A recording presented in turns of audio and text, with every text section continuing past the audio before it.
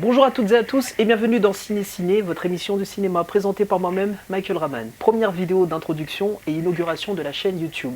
Avant de vous expliquer ce qu'est Ciné Ciné, je tiens d'abord à vous souhaiter de passer d'excellentes fêtes de fin d'année. Bonjour à toutes et à tous et bienvenue pour une nouvelle émission de Ciné Ciné, votre podcast cinéma présenté par moi-même, Michael Raman. Avant de vous parler du film du jour, je tenais à vous souhaiter une excellente année 2014 et donc tous mes meilleurs vœux de bonheur, de santé et de réussite dans tout ce que vous allez entreprendre pour cette nouvelle année. L'objet de cette émission est la nomination aux Oscars pour les films sortis l'année 2013. Il s'agit de la 86e édition qui aura lieu le 2 mars 2014 à Los Angeles et pour l'organisation, il s'agit une nouvelle fois de l'Academy of Motion Pictures Art and Sciences. Veuillez me pardonner pour mon accent américain. Une bonne réflexion sur la vie, bien influencée, une bonne réalisation et un bon montage. L'étalonnage qui est au top, le travail fait sur la photographie est vraiment pointilleux pour moi. Donc franchement, c'est pas uniquement pour jeter des fleurs parce que j'ai assisté à la projection ou parce que j'ai parlé au réalisateur ou quoi que ce soit. Non, c'est vraiment d'un point de vue totalement cinéphile que je vous dis tout cela et aussi d'un point de vue de quelqu'un qui veut faire du cinéma plus tard, bien évidemment.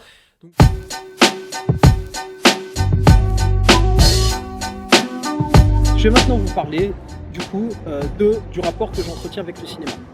Ce qu'il faut savoir, c'est que moi, le cinéma est arrivé plus tard que le hip-hop dans ma vie en mode passion. C'est-à-dire que le hip-hop, c'était acté depuis que j'ai 11 ans, 10 ans même, hein, c'est 10 ans.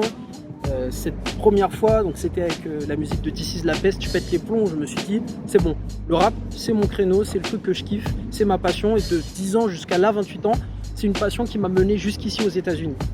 Le cinéma est arrivé un peu plus tard, même si j'ai toujours regardé des films. Mes frères et sœurs regardaient des films, mon père regardait beaucoup de films, mais pour que ça en devienne une passion comme ça et où je décide de tout plaquer, parce que c'est ce que j'ai fait littéralement, j'ai arrêté les études, je suis allé jusqu'au bout de ma licence, mais je m'étais dit, attends, mais je kiffe le cinéma en fait. Cette idée de raconter des histoires, de mettre en scène des personnes, de réaliser des films, de critiquer, toute cette idée en fait d'art. 20e, 21e siècle, je trouvais ça juste fascinant et ça se complétait parfaitement avec le hip-hop. Donc du coup, je m'étais dit, vas-y, j'arrête tout. Donc là, on est en 2013. Je prends cette décision, j'arrête les études, j'ai un rêve, je veux devenir réalisateur. J'adore les films d'horreur, j'adore les thrillers, j'adore le hip-hop. Un jour ou l'autre, je trouverai le moyen en fait de fusionner toutes ces choses.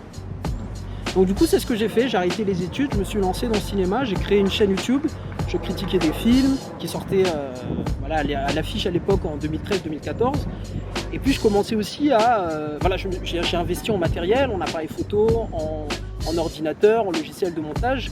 Et j'ai commencé à écrire des scénarios, j'ai mobilisé mes potes, j'avais envie de tourner des courts-métrages. Je suis allé au Festival du cinéma américain de Deauville et surtout, j'ai préparé les concours pour entrer dans des écoles de cinéma. Donc là, on parle de la FEMIS, l'école de la Cité.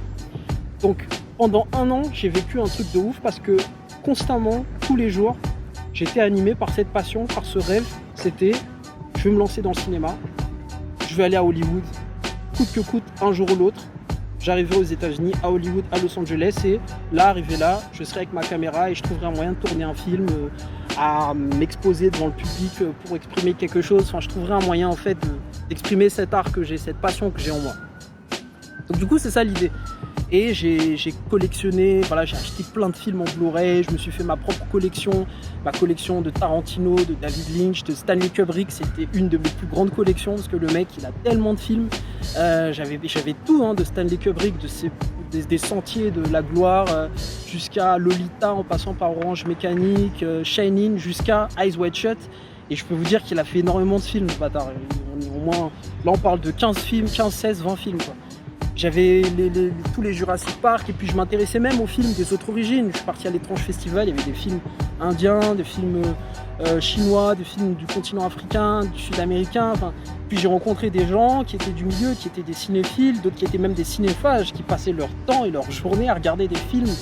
Big up à l'UGC Châtelet, rue du cinéma, Forum des images, bibliothèque, François Truffaut. J'ai passé tellement de temps dans cet endroit à écrire des scénarios, à critiquer des films, c'était juste incroyable. Donc voilà, le rapport très particulier que j'entretiens avec le cinéma qui m'a mené jusqu'ici. aux États-Unis. Là, on est en 2019 et je peux vous dire que pour arriver jusqu'ici, j'ai galéré. Mais on y reviendra dans des émissions un peu plus spécifiques dédiées à ce parcours du combattant pour arriver jusqu'au cinéma. Mais je trouvais que c'était intéressant de faire le parallèle avec Rocky Balboa et tout son parcours, son personnage, le fait de partir d'en bas, de rencontrer des difficultés, des échecs et pourtant à l'arrivée, voilà, à réussir. C'est un accomplissement, donc moi je reste quand même très humble, mais arrivé à un moment aussi, il faut que j'extériorise toute cette rage et toute cette peine que j'ai endurée pendant 10 ans pour arriver ici aux États-Unis. Donc voilà, ça fait du bien, vous pouvez savoir à quel point. Maintenant, je vais vous parler de mon petit voyage, mon petit week-end là, à Washington DC, Philadelphie, puis là je vais retourner à New York, un petit arrêt à Baltimore. Donc j'étais parti j'en parle très rapidement. Je suis parti à Washington 2 jours. Je suis parti pour le National Day, donc le 4 juin, pour célébrer l'indépendance des États-Unis.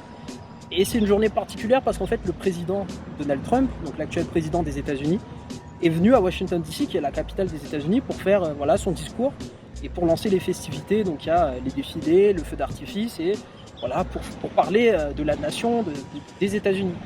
Et là, j'ai pas regardé les actualités, je savais pas du tout que Donald Trump il avait prévu d'amener des tanks défiler parce qu'il voulait s'inspirer du French du Bastille Day, donc le 14 juillet. Donc il voulait s'inspirer et il s'est dit vas-y je vais ramener des tanks. Je peux vous dire que les gens sur place ils avaient honte, quoi. Ils ont dit que c'était la première fois aux États-Unis qu'il y avait un président qui avait décidé comme ça de complètement bousculer en fait les habitudes des Américains et de rendre cette fête en mode on est les rois du monde, on est les plus forts. Et apparemment aussi, il a fait des petites erreurs de date. Mais bon, ça c'est leur problème. C'est eux qui ont voté ce président, donc moi je ne me prononce pas. Donc Washington DC, j'ai vraiment adoré. Pas forcément parce que c'était le 4 juillet et que ici c'est une fête de ouf. C'est aussi parce que j'adore cette ville. Enfin, en tout cas, le peu que j'ai vu, c'est les musées. Donc moi j'ai fait 3 musées. Natural Museum Art, là, musée d'histoire naturelle. Il y a un autre musée et c'est surtout le musée des Afro-Américains que j'ai adoré. Donc je vais pas faire un vlog sur ça, je vous invite à aller sur mon Instagram, j'ai publié toutes les photos que je pouvais de ce musée qui est vraiment impressionnant. Je vous invite à y aller, que vous soyez noir, chinois, blanc, arabe, peu importe votre origine, parce que les Afro-Américains très clairement ici aux États-Unis, c'est des personnes qui ont construit ce pays. Ils sont là depuis 1619, c'est la date exacte où il y a eu les premiers esclaves qui sont arrivés sur la côte est des États-Unis. Ils font partie de ceux qui ont construit ce pays, si ce n'est peut-être ceux qui ont duré qui ont galéré. Hein. Là, on parle de 400 ans. Enfin, ça fait 400 ans on va pas dire qu'on fête parce que c'est un événement malheureux, mais qu'on a cette voilà. Ça fait 400 ans qu'ils sont aux États-Unis avec leurs descendants, leurs ancêtres.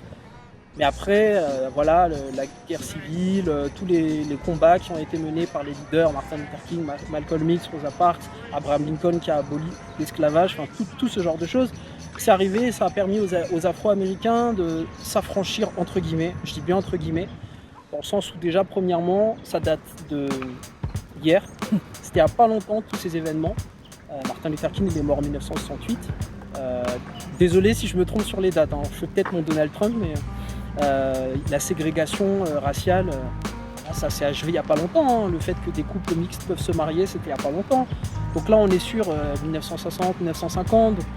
Ça date vraiment de pas très longtemps que les Afro-Américains peuvent être libres dans ce pays. Et libre, je le mets encore entre guillemets dans le sens où il y a encore certains États où il y a énormément de problèmes raciaux qui continuent, avec aussi les histoires de noirs qui s'entretuent entre eux, puis la politique et aussi tout ce qui est lié aux policiers qui tuent des Afro-Américains.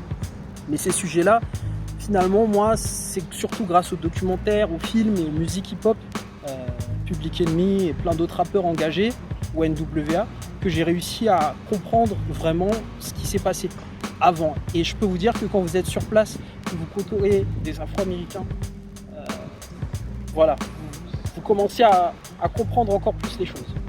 Et ensuite, je suis venu ici à Philadelphie. Donc Philadelphie, très brièvement, j'en parle surtout dans mon vlog consacré aux rappeurs à Philadelphie. Mais Voilà, c'est une ville que j'apprécie, que je trouve très propre, les gens sont très ouverts d'esprit, en tout cas le centre de Philadelphie. Après, apparemment, dans le sud de Philadelphie et dans le nord et dans l'ouest, plus les quartiers qui ne sont pas au centre, c'est un peu plus ghetto. Et là, avec la gentrification, donc il y a pas mal de termes qui arrivent. Hein. C'est des mots qui sont malheureusement à la mode depuis 5-10 ans à peu près, mais c'est ça l'actualité, c'est la réalité ici. Mais bref, Philadelphie, très belle ville. Il y a tout ce qui est lié à Rocky, mais au-delà de cela, il y a plein de musées, c'est très propre. Culturellement, il y a aussi l'art, il y a beaucoup de street art, beaucoup de murs avec pas mal de peintures. Donc je vous invite à venir ici à Philadelphie, un de ces quatre lorsque vous pouvez. Donc voilà, vraiment je vous invite à venir à Philadelphie et j'ai vraiment adoré ce week-end prolongé de 4 jours où j'ai rencontré plein d'Américains très très gentils, très sympas, qui m'ont posé beaucoup de questions. Dédicace aussi je mets ici leur logo dans la vidéo, à ce barbershop où je suis parti à Philadelphie qui m'a fait cette coupe inspirée de celle de Nas, que je kiffe. J'ai des très bons retours de cette coupe, donc voilà, j'apprécie. C'était Michael Rahman pour ce nouveau vlog à Philadelphie et je vous retrouve très prochainement pour une nouvelle vidéo. On va parler hip-hop et cinéma. Peace!